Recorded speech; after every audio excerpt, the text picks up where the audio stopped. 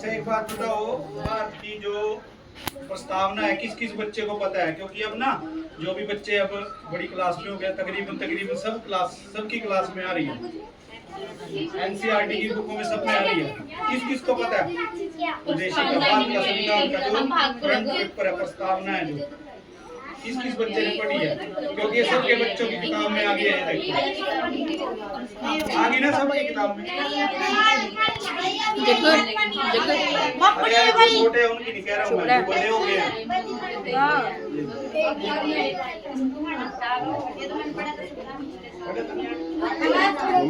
भाई सबसे पहले देखो भारत का संविधान का उद्देश्य क्या था?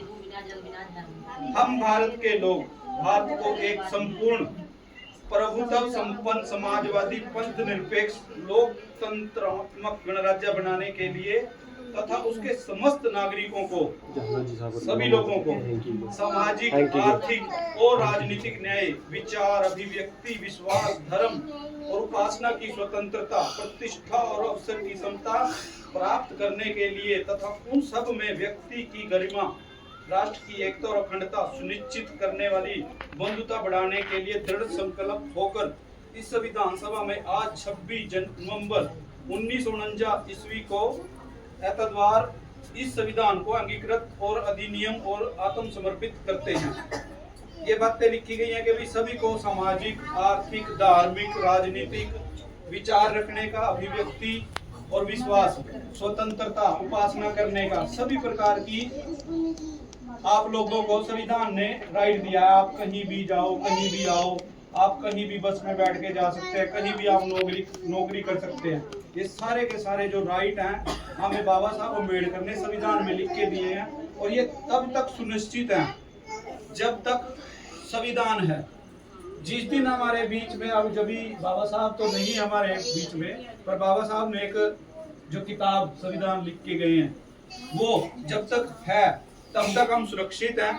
जिस दिन वो किताब जो बाबा साहब अम्बेडकर हमारे अधिकारों के लिए लिख के गए, जिस दिन वो हट जाएगी, आपको महसूस हो जाएगा, पता लग जाएगा कि भी हम क्या होगी। अभी मैं एक आंकड़े पढ़ रहा था, आंकड़ों में मैंने क्या पढ़ा, इसी देश में, हमारे देश में, इंडिया में 6 करोड़ बच्चे ऐसे हैं जिनका स्कूल में एडमिशन नहीं हुआ। 20 करोड़ बच्चे ऐसे हैं जिन्होंने चौथी पांचवी में से स्कूल छोड़ दिया और वो किसी और जनरल के या किसी और जो बड़े लोग हैं जिनको अपने आप के जातियों में अभिमान है, उनके बच्चे नहीं हैं वो। ये हमारे शेड्यूल कास्ट के बच्चे हैं। आप अपने यहीं से एक उठा के देख लो आंकड़ा, हमारी गली से उठा लो, इधर चले जाओ उस तरफ, उस गली में चले जाओ, कितने बच्चे हमारे हायर स्टडी में गए हैं। +2 सबने की, लड़कियों ने भी की, लड़कों ने भी की, 12वीं की, 10वीं करी, ITI भी 2-4 ने की, पर हायर स्टडी में नहीं हम जा पाए और ना हमें पता है और ना किसी ने बताया। अभी हम वहाँ बैठे थे, अभी जो एक्सपायर हो गई है, चलो बड़ी दुख की बात है, पर हम वहाँ बैठे थे, अभी बात कर रहे थे कि फौज में कितने जितने भी लगे थे, वो मान्यवर साहब कांशीराम की जब मूवमेंट चली है तब लगे हुए थे। पुलिस में कितने लगे, वो भी तभी के लगे हुए थे।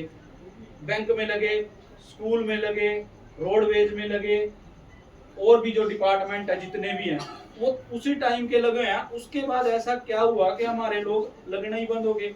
क्या हमारे यहाँ जो हम बैठे हैं स्टेशन माजरी में, क्या हमारे पास पैसे की कमी है? चलो हमारे पास है, जो हम हैं, जो एक बिल्कुल ग्राउंड लेवल की बात कर रहा हूँ मैं, पर जिनके पास पैसे भी हैं उनकी भी सोच में इतनी वो नहीं है शक्ति की भी हम अपने बच्चे को MBBS बनाए, IAS बनाए, IPS बनाए, कोई इंजीनियर बनाए, कोई बड़ा वकील बनाए। है ही नहीं इनकी सोच, क्योंकि सोच इसलिए नहीं है, उनकी सोच संकुचित हो चुकी है, सिर्फ और सिर्फ अपना अपना अपना अपना अपना अपना। अगर हमारे महापुरुष गुरु रविदास महाराज, बाबा साहब अम्बेडकर, कबीर साहब, ज्योतिबा फूले, माता सावित्रीबाई फूले, अगर वो अपना अपना सोच दे तो शायद हम आज जिन कंडीशन में हैं, जो अच्छे कपड़े पहन रहे हैं, अच्छी रोटी खा रहे हैं, तो हम शायद उन चीज़ों के लिए कभी भी सर्वाइव नहीं कर सकते थे। और ना ही हम आज भी हमारे लोगों को मंदिर में जाने पे, कहीं शादी में घोड़े से उतार रहे हैं, कहीं कुछ कर रहे हैं, कहीं मुच्छे रखने पे, अच्छे कपड़े पाने पे, इन चीज़ों से सभी जगह रोका जाता है।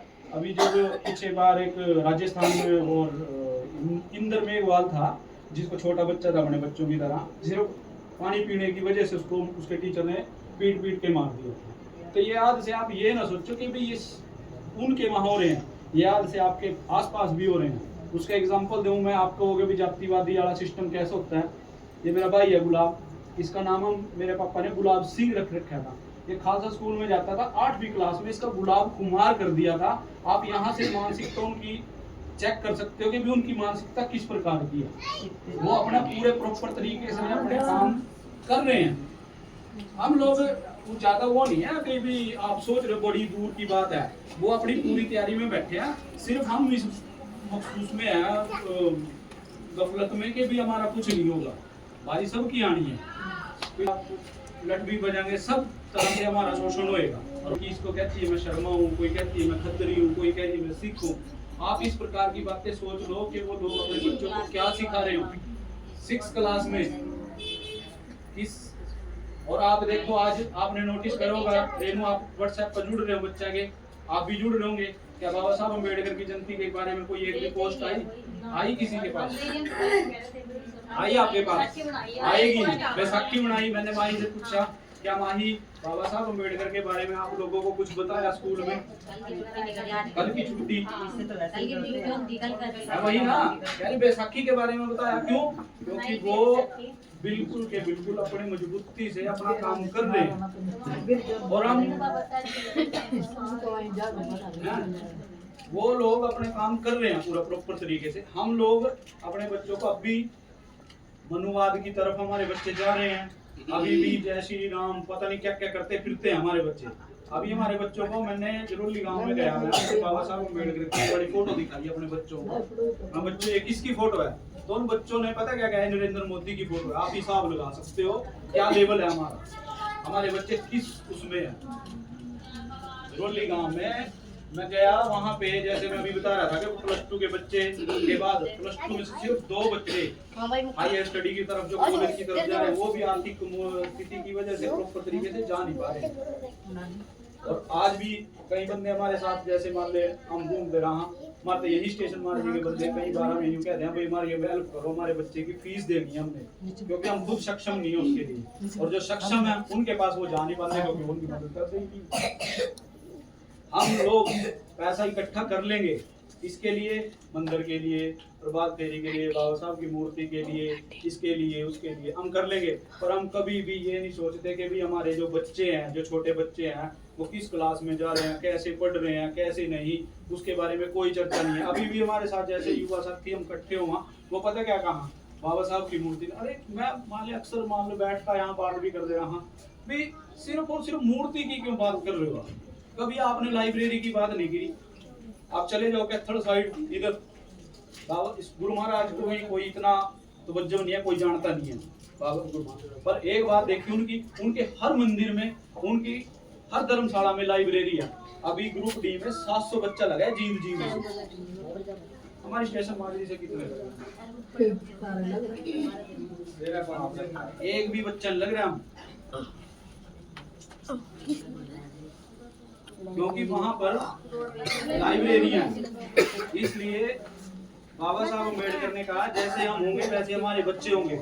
मैं आप सबसे एक बात कहना चाहूंगा कि भाई चलो ठीक है जो चल रहा है, पर अपने बच्चों के सामने एक तो जितना हो सके, जैसे कई बार हमारी आपस में बात हो जाए, मान लो बातचीत हो जाए, बोल चाल हो जाए, जब बच्चे हमारे पास हों, एक तो ये बात अपने कान बांध लो कि भाई हमने बच्चों के सामने अपनी गाली गलौच नहीं करनी है, ठीक है जी। दूसरी, अपने बच्चों के साथ बच्चों से बीड़ी सिगरेट या जो भी कोई मंगवाता है वो नहीं मंगवानी है। आप इधर उधर भी देखे, किसी को भी देखा आप टोक दो, कोई दिक्कत वाली बात नहीं है, ठीक है। एक बच्चों के सामने किसी भी प्रकार की गाली गलौच नहीं करनी। और अपने बच्चों के सामने हमें पढ़ना है, बुक्स खोल के बैठना है उनके सामने, क्योंकि बाबा साहब अम्बेडकर कह रहे वही बात, फिर जैसे हम होंगे वैसे हमारे बच्चे होंगे। अब हमने खुद से जज करना है हम कैसे हैं, हम अच्छे हैं, माड़े हैं या किस प्रकार के हैं। और सभी को बाबा साहब अम्बेडकर के जन्मदिन की हार्दिक मंगल कामनाएं।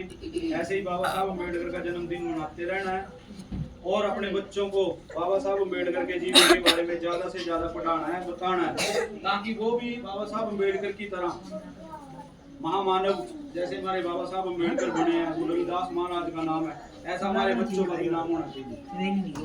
ऐसा नहीं है कि भाई आए चलो हमें नहीं पता तो उस चीज के बारे में, अब हमें नॉलेज होगी उस चीज की, तो हम अपने बच्चों को जरूर बताएं कि भाई हम यहाँ तक कैसे पहुंचे। और ज्यादा से ज्यादा अपने बच्चों को स्कूल की तरफ लेके जाएं। कोई स्कूल नहीं जा रहा उससे पूछे भी तो स्कूल क्यों नहीं गया। अभी कई बार ऐसा हुआ बच्चे घूम रहे हैं, उनसे हम ये भी नहीं पूछ सकते हैं कि भाई आप स्कूल क्यों नहीं गए। ये बैठे हैं पारस और एक ने समझ नहीं पारस और पांच चार बच्चे थे, खेल रहे थे भाई सोचना, ये खेल रहे थे तो ये आपस में गाली गलौज कर रहे थे, ये गालियां दे रहे थे आपस में। तो मैंने इनको पूछा मैं इधर आओ, आप गाली क्यों दे रहे हो। इनके पास कोई जवाब नहीं, इनके पास कोई जवाब नहीं था, क्योंकि पता ही नहीं है क्यों दे रहे हैं।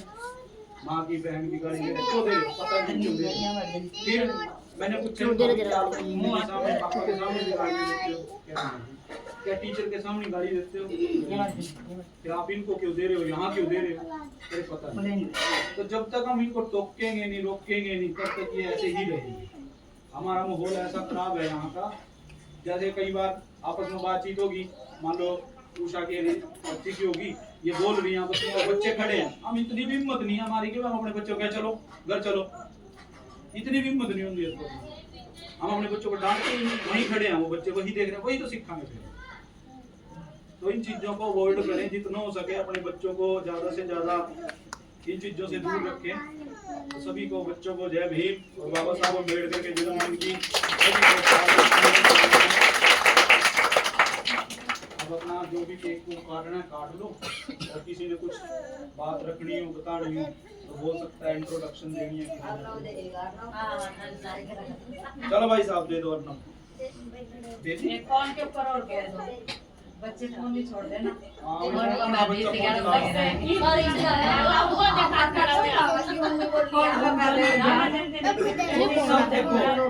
ठीक है बात आपकी। अभी जब बच्चों का मेडिकल बैठे थे बैठे थे तो मैंने अभी बताया अभी जैसे अगर हम फोन चलाएंगे तो बच्चे भी चलाएंगे। अब ये